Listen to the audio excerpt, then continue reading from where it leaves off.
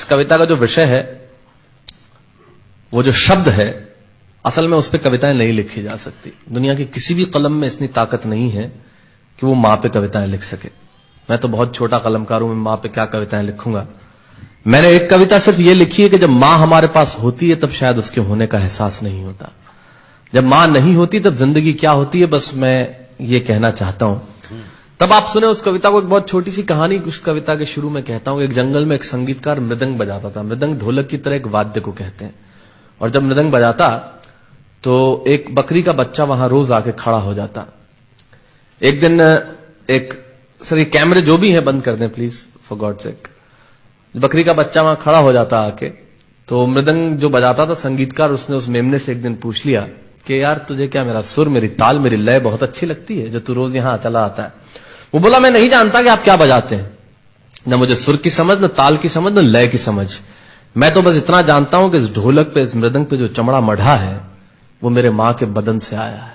क्या बात है, बहुत अच्छे, वाह। जब उस पे थाप पड़ती है मैं आके खड़ा हो जाता हूं। बहुत अच्छे, वाह। मेरी कविता मां के न रहने पे भीतर से पड़ी हुई थाप की कविता है, तब सुनाना चाहता हूं। इस कविता में अगर आपके आंसू बाहर की दुनिया की यात्रा करना चाहे तो रोकिएगा मत। अगर आपको ठीक लगे, जैसा कहता हूं जब मां नहीं होती तब जिंदगी क्या होती है। एक मुनव्वर राणा साहब का शेर उधार लेता हूं कि किसी के हिस्से में मकान आया, किसी के हिस्से में दुकान आई, मैं सबसे छोटा था, मेरे हिस्से में मां आई। क्या बात है, वाह वाह, बहुत अच्छा। तब कहता हूं कि कल जब उठकर काम पर जा रहा था तो अचानक लगा कि कोई रोक लेगा मुझे। कल जब उठकर काम पर जा रहा था तो अचानक लगा कि कोई रोक लेगा मुझे और कहेगा खड़ा खड़ा दूध मत पी, हजम नहीं होगा। मुझे लगा कोई कहेगा खड़ा खड़ा दूध मत पी, हजम नहीं होगा। 2 घड़ी सांस ले ले, अरे इतनी ठंड और कोट भूल गया, इसे भी अपने पास ले ले। मन में सोचा मां रसोई से बोली होंगी जिसके हाथों में सना आटा होगा। अगली पंक्ति के खालीपन से जुड़े और जुड़े तो मुझे बताएं। मन में सोचा मां रसोई से बोली होंगी जिसके हाथों में सना आटा होगा, और पलट के देखा तो क्या मालूम था कि वहां सिर्फ सन्नाटा होगा। पलट के देखा तो क्या मालूम था कि वहां सिर्फ सन्नाटा होगा। अरे अब हवाएं ही तो बात करती हैं मुझसे। जब कोई नहीं होता तब अंतरिक्ष बात करता है, निर्वात बात करता है, वैक्यूम बात करता है। तब कहता हूं अरे अब हवाएं ही तो बात करती है मुझसे। लगता है जब जाऊंगा किसी खास काम से तो कोई कहेगा दही शक्कर खा ले बेटा, अच्छा शगुन होता है। कोई कहेगा गुड़ खा ले बेटा, अच्छा शगुन होता है। पर मन इसी बात के लिए तो रोता है कि सब कुछ है मां, सब कुछ, जिस आजादी के लिए तुझसे मैं सारी उम्र लड़ता रहा। आपने अपने बचपन में देखा होगा, माए हमें टोकती है, यहां मत जा, वहां मत जा, ये मत कर, वो मत कर। तब हम आजाद होना चाहते हैं, और आजादी की कीमत कितनी बड़ी देनी पड़ती है। अगर कम शब्दों में मैंने ठीक बात कह दी हो तो इसका एहसास मुझे जरूर कराइएगा कि सब कुछ है मां, सब कुछ, जिस आजादी के लिए तुझसे मैं सारी उम्र लड़ता रहा वो सारी आजादी मेरे पास है। फिर भी न जाने क्यों दिल की हर धड़कन उदास है। कहता था ना तुझसे मैं वही करूंगा जो मेरे जी में आएगा, और आज मैं वही सब कुछ करता हूं जो मेरे जी में आता है। बात यह नहीं है कि मैं जो चाहूं कर लूं, मुझे कोई रोकने वाला नहीं है। बात है तो इतनी सी कि सुबह देर से उठूं ना तो कोई टोकने वाला नहीं है। बहुत अच्छे, वाह वाह, बहुत अच्छे, वाह वाह वाह वाह। बात है तो इतनी सी कि सुबह देर से उठूं ना तो कोई टोकने वाला नहीं है।